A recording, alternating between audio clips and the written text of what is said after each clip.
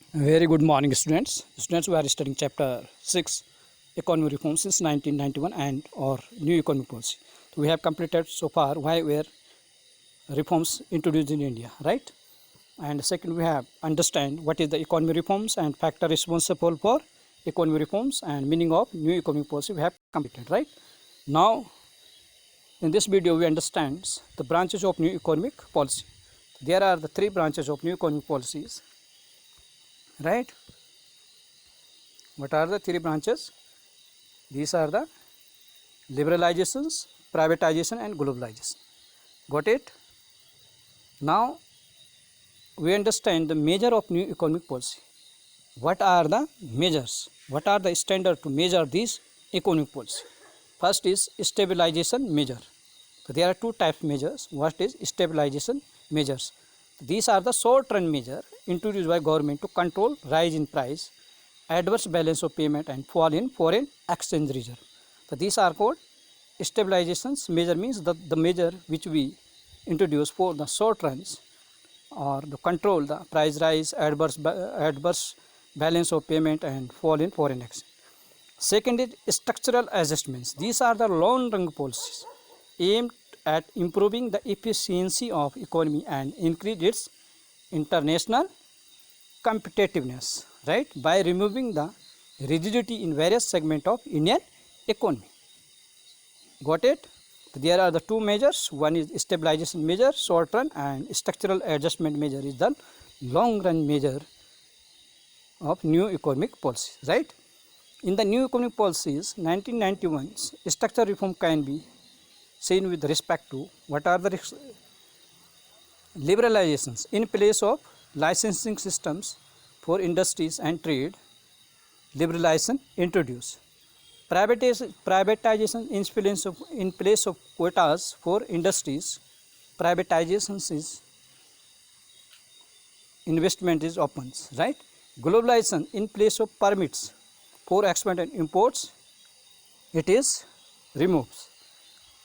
Or in place of quotas, globalization is introduced, right? Means globalization was introduced in place of permits for export and imports. So this policy also called LPG. So this was set up to replace LQP.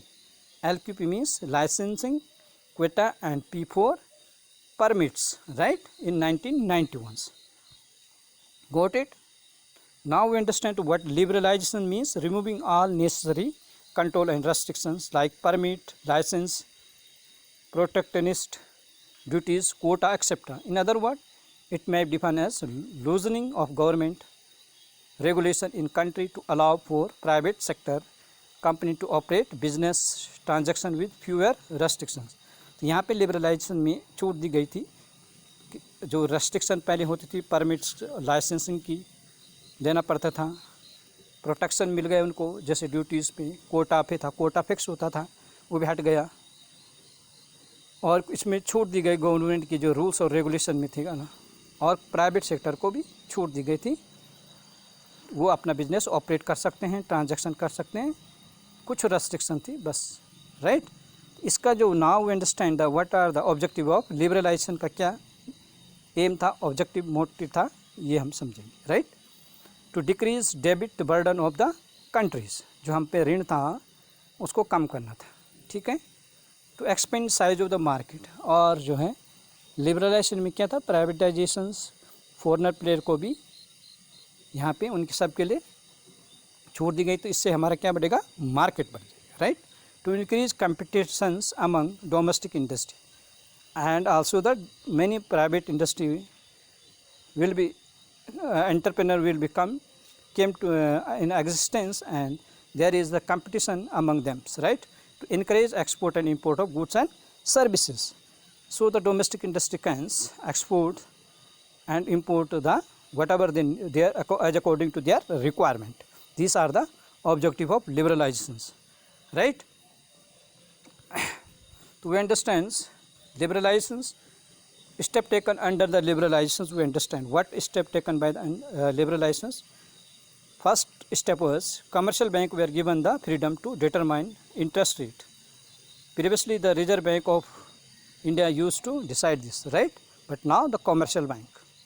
The investment limit for small scale industry was raised to rupee 1 crore, right? Indian industry were given the freedom to import capital goods like machinery and metal from foreign country also. Previously, the government used to fix the maximum production capacity of industry. Now, the industry could diversify their production capacity and reduce production cost, and industry are now free to decide this based on the market requirement. Means what to produce, how to produce, whom to produce. This is totally this decision will be taken by the entrepreneur or the production units or the industries. Abolition of restricted trade practice, right? Previously, companies with asset worth more than rupees 100 crore were classified as MRTP firm as per Monopolies and Restrictive Trade Practice Act 1969, and they were subject to severe restrictions. These were lifted. Industrial licensing and registration were removed.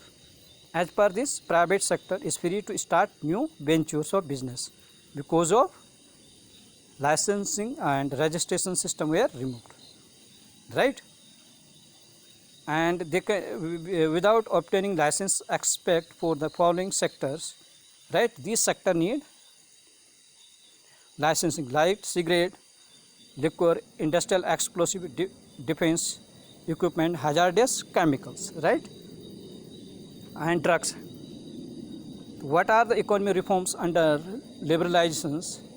Industrial sector reforms, abolition of industrial licensing systems, construction of public sector, freedom of import capital goods, and financial sector reforms, reducing the various ratio SLR and CRR ratio, change in role of RBI from regulator to facilitator. Now the RBI was only facilitators. Deregulation of interest rate, fiscal reform, tax reforms, and foreign exchange reform, and devaluation of rupees. These are the economic reform under the liberalizations. And the trade and investment reforms under the liberalizations, right? So we understand objective of liberalizations and branches of the new economy and liberalizations in this video. Thanks for watching this. Have a great day ahead. Subscribe video.